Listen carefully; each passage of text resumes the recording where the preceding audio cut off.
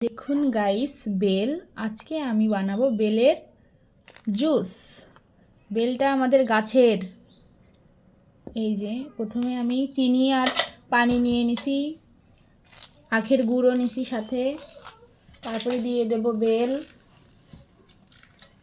বেলটা পুরোটাই দিয়ে দেব।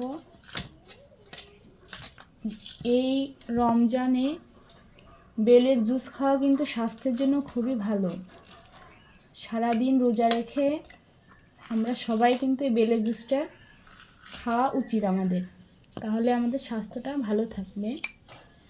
বেলের জুস কিন্তু অনেক রকম রোগের উপকার। পুরোটাই দিয়ে দিলাম। এখন আমি এটাকে ব্লেন্ড করে নেব।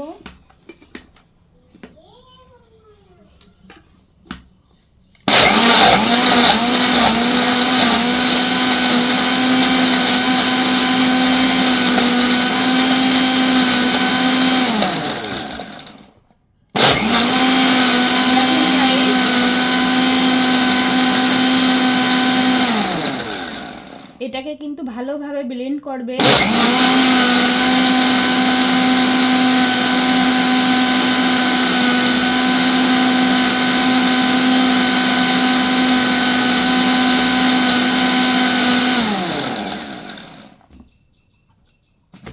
দেখুন গাইস, কতটা সুন্দর হয়েছে।